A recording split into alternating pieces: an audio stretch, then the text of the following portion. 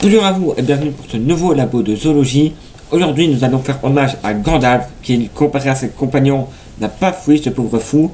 Vous avez très bien compris après cette référence que nous allons parler du Balrog.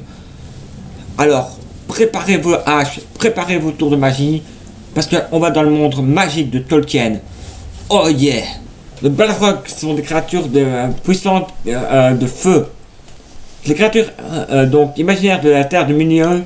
D'ailleurs, merci Tolkien pour ce cauchemar ambulant. Les Balrogs sont nés pendant les événements narrés par l'auteur Tolkien, le Silmarillion, qui se passe à quelques milliers d'années avant la quête de l'anneau. Compte tenu de la pauvreté de cet ouvrage, il investissent d'autres univers et inspire d'autres créatures similaires, mais il en fera un épisode plus précis. Les Balrogs sont donc des créatures gigantesques, humanoïdes, au nombre de 7 individus. D'ailleurs, ils sont très facilement reconnaissables parce que ces grosses bestioles au corps entouré de flammes ou de ténèbres. Ils sont armés d'un fouet de flammes et aussi une épée de feu. Quelquefois, il y a aussi des haches noires, des griffes d'acier et des mailles de fer. Mais bon, ça on ne les croisera pas dans le monde de Tolkien. Enfin, pas en tout cas dans le truc de l'anneau. Leur nom vient alors de Sindarin, Bal signifiant supplice et Rog issu du mot Rog qui signifie démon. Donc littéralement démon du supplice. Ah, c'est pour ça le fouet. Les cochons. Mais Balrog peut aussi également traduire démon de feu. Mais je parle de créatures, de mondes, d'années. C'est quoi l'histoire du Balrog? En fait, le Balrog sont ces créatures en fait qui sont des mères, des unités mineures qui sont des Valar, sont des démons plus importants. Ils sont situés au même niveau que Sauron, Gandalf ou Saruman.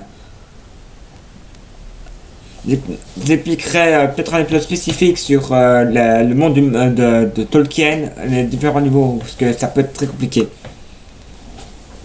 D'ailleurs, le magnifique Valar Melrock, qui est un démon démoniaque, rallie les Balrogs de ses côtés, qui deviennent alors ses serviteurs.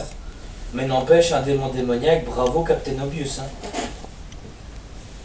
D'ailleurs, il va falloir qu'on parle tous les deux. Hein.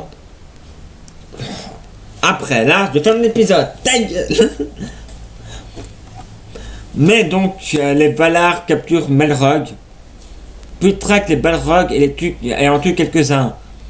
Alors, Melkor s'échappe et s'assombrit et donc assombrit le monde.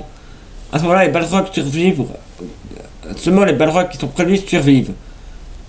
Ils sont alors menés par leur chef, le prince Godmog, dont ils participèrent à de nombreuses batailles et font alors des carnages autour d'eux. D'ailleurs, peu d'habitants de Terre-Milieu ont réussi à tuer un Balrog, tant la tâche est ardue. Cependant, quand ils attaquent la cité-forteresse secrète Gondolin, que Melrock a mis des années à découvrir, 3 Balrogs seront tués, car plusieurs ennemis terrassent le premier Balrog, l'elfe Ectirion de la Source, supprime le second et le troisième s'entretuent avec Glonthorind, qui est à l'époque le roi humain.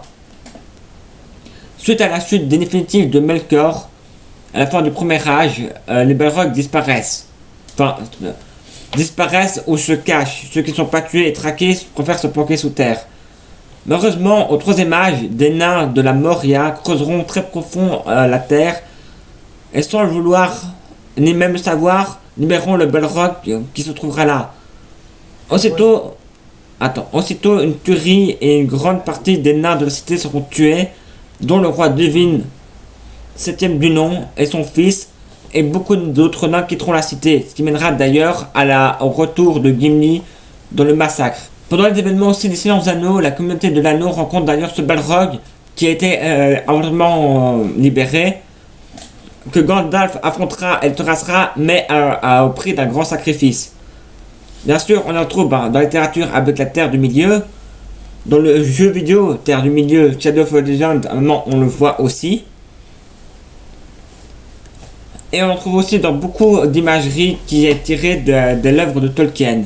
Sur ce, c'est la fin de ce labo de zoologie, avant que l'autre me casse les couilles avec je ne sais pas quoi. Allez, ciao!